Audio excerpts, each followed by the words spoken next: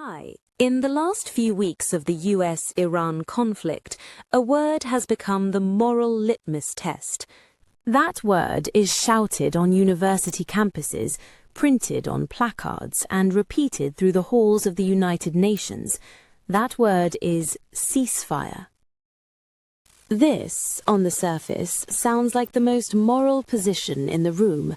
Who could possibly be against peace? I want to spend the next few minutes showing you why that question, framed that way, is the most dangerous trap in modern geopolitics. Because when you strip away the slogans and apply a single ruthless question, who benefits, the moral landscape inverts completely. The people calling for ceasefire are, whether they know it or not, advocating for the survival of one of the most violent and corrupt regimes on Earth.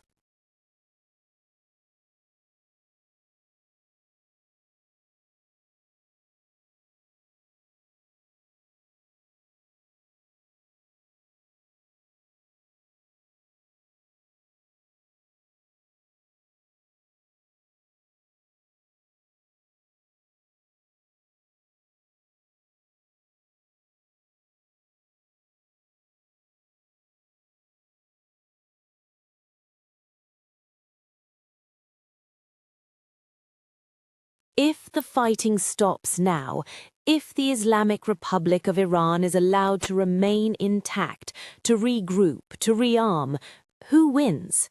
Let's be precise. Let's name them. First, the IRGC, the Islamic Revolutionary Guard Corps. This is not a conventional military. It is a parallel state that controls between 30 to 40% of Iran's entire economy, runs a narcotics network across 3 continents, and has funded proxy armies from Lebanon to Yemen to Iraq.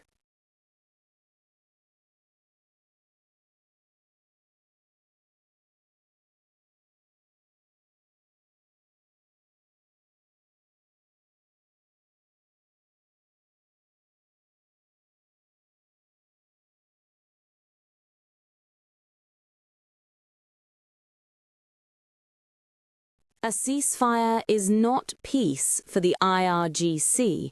It is a reloading interval.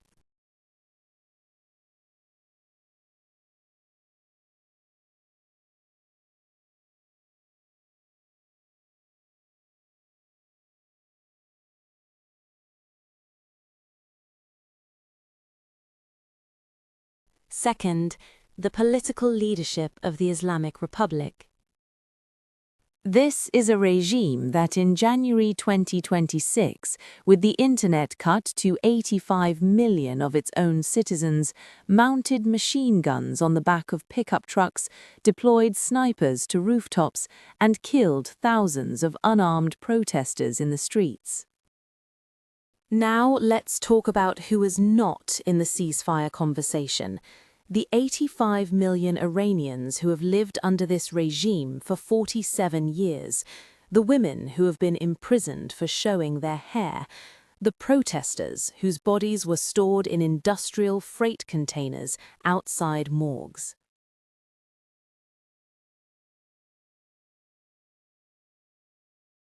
The generation that has known nothing but poverty, surveillance, and fear, not because Iran is a poor country, but because its wealth has been systematically looted by the men calling themselves its guardians. This is the inversion. The peace position, the UN resolution, the campus slogan, is structurally aligned with the preservation of the oppressor. It isn't malice, it's a failure of logic. It fails to ask who actually benefits. Now, the strategic reality. A ceasefire doesn't end the conflict. It subsidizes a perpetual Cold War. It forces the West into a defensive crouch, spending trillions to contain a regime that uses peace as a shield while it sharpens its sword. The IRGC doesn't want peace, it wants the Strait of Hormuz, it wants the Red Sea, it wants a proxy network, Hamas, Hezbollah, the Houthis, that keeps the Middle East in a state of managed, permanent chaos. A ceasefire gives the regime breathing room to do one thing: cross the nuclear threshold. At that point, the calculation changes permanently. We won't be debating ceasefires then, we'll be managing a catastrophe.